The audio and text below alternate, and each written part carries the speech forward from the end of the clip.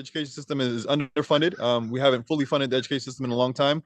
Now we understand we have room in the budget to do so. Why are we not? Hopefully, we do make that choice in 2023, and if not, when I'm elected, we'll make sure that happens. And then also making sure that we raise the effectiveness of our PTAs, getting parents back involved or more involved in the school system, if you will, and the whole village mentality.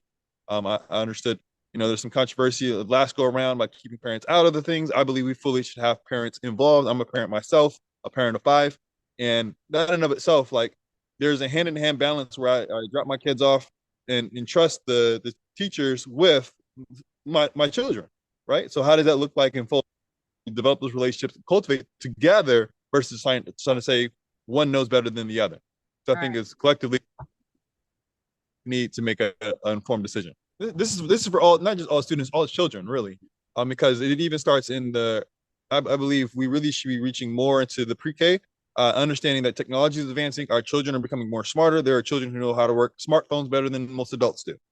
How do we prepare them, right? Or we have their captive minds and make sure they're being molded and educated in a way, even though they may not fit in the traditional school model as of yet, right? What are there opportunities for them? How do we grow those opportunities and support those opportunities from state level, in terms of funding wise, and then also from an educational perspective in terms of how we direct our education? If we're entrusting someone to raise the highest, really provide a high quality education, right?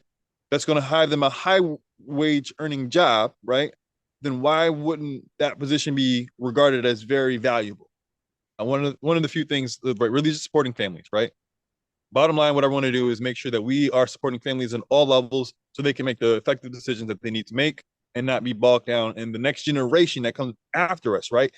The things that we do in 2023, 2025, and in the near years to come, right, won't really see fruit or bear impact until 10, 20 years later, when those children who benefited from the things that we've been able to in place are now growing up and are now making decisions, are now quote unquote running the world. So I think we have a long road ahead of us, but if we start thinking from a fundamental perspective, why are we sending our children to school for X amount of hours out of the day? And then how are we making sure they're prepared for the next steps once they leave the school system? I mean, the greatest thing I think that really differentiates me between anybody else, anybody who's probably running in 2023 period, is the fact that I've been managing political campaigns for the last 7 years. I've talked to tons of voters across the state of Virginia, even voters outside of the Virginia as well, but at least 50K in Virginia alone, personally, and have had these conversations on their front door, right? I've gone to them, spoke to them either on the front door, on the phone, whatever it is. I've heard the concerns over the years, and I'm not seeing the progress which we really need to make as a society. So that being said, I have the ear of not just the district, but also the ear of the people statewide. So I'm going with the intent to make change and make real change for the betterment of our Commonwealth, and not being stuck in this partisan feuds or partisan polarization that's kind of going on. There are things that we can do where we can take the partisan politics off the table, and there's things that we can do that actually benefits the lives of people. And I think that's going to be my focus. And if once we get all those other things out the way, then cool, we can go back to partisan politics if that's what's necessary. Honestly, I don't think that's necessary, but others would have a different view. And I'm not even just like the groups of people politically wise, right? But even the rich or the poor, right? If we raise the minimum wage, right? Ultimately, that means that companies that support those that are hiring those employees need to make more money so that they can pay their employees and not go under, or at least keep their current profit status, right? Right. It'd be great if we can get to a place where we can have profit sharing with all our employees, right? But I know that's a harder mountain to climb. I really think that people should be able to organize and collectively bargain and make sure that they're getting paid a fair wage, right? But at the same time, if we drive the bottom up, if we drive the bottom wage up, we also make sure we increase revenue streams, increasing the opportunity for businesses to export and do business outside the state, even internationally. And so we have so many different resources here in Virginia, in the Commonwealth, and I just think there's so much we can do. And I think that just the prospect of like saying, cool, we're going to make sure that there's more opportunities, right, to do business, right? That's going to invite more competition to the table, meaning that inflation won't really have a chance to thrive. In a sense that you will have people who can offer the same services, better services, maybe same quality, maybe better quality, but will be available to do the thing that someone's trying to jack the price upon. So my parents are military. I'm originally from Buffalo, New York, born in Buffalo, New York. Moved all over with the army, if you will. Not me personally, but my parents. And then lived overseas. We came back from overseas, moved to Prince George County. Um, that's where kind of we're staying with on Fort Lee on base. And then being able to attend the Prince George County school system for a little bit. Went up to the Chesterfield County school system, and then ended up graduating and going to Virginia State University, where I learned the trades of engineering, problem solving. I'm an engineer. I'm a problem solver at heart, really engineer at heart. Even though I have an engineering degree, I say it like if I didn't have a degree, I should probably still be an engineer. Um, and in that prospect, at Virginia State University, I learned a lot about our community. I learned a lot about the prominence which was this south of the Appomattox River, wherein a lot of shipping and trades used to come back and forth from Norfolk to Petersburg. And Petersburg was a very prosperous city at one point in time as compared to where it is today.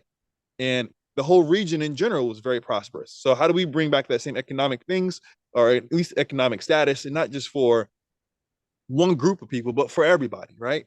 And I don't want to exclude anybody in anything that I'm saying, but at the same time, I realize some people are going to take better advantage of than others because they're more driven to success, right? They understand the opportunity at hand, and they have the hope, and they have the resources and the things to go conquer, right?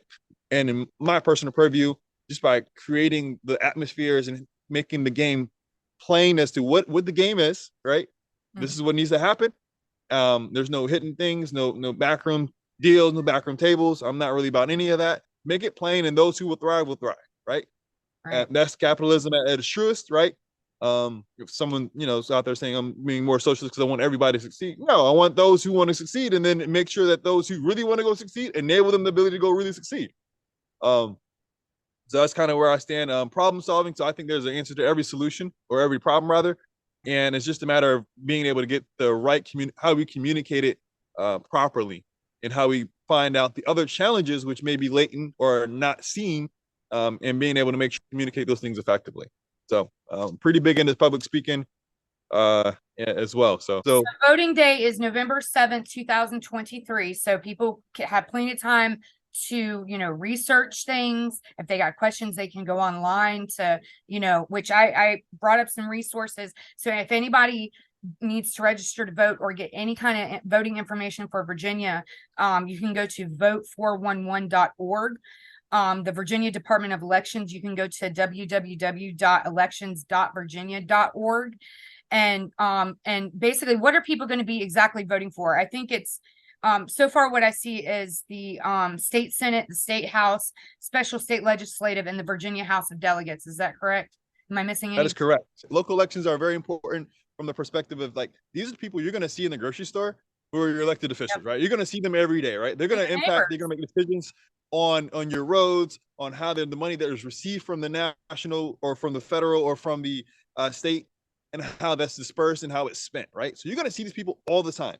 Why wouldn't you take the time to get to know them, show up at their events, get involved in their campaigns if you're really supportive of what they have going on, and at the same time, once they're elected, hold them accountable to that which they said they're going to do. Yes. And I think that's the biggest line there. It's like, you're not going to just get someone elected and never see them again. No, they're still living your community. You're right. And especially at the local level, right? Yeah. What's your website? So Riley4VA is all the social media handles. Riley4 at Riley4VA at Riley4 or www.riley4va.org will get you right to my website. I have Facebook, Instagram, Twitter. Let's go. This is Branden Riley, and he is a dedicated Christian. And he's running for the 82nd District House of Delegates here in Virginia for the city of Petersburg, Dinwiddie County, Prince George County, and other surrounding rural areas. I am Branden Riley, Riley4va.org.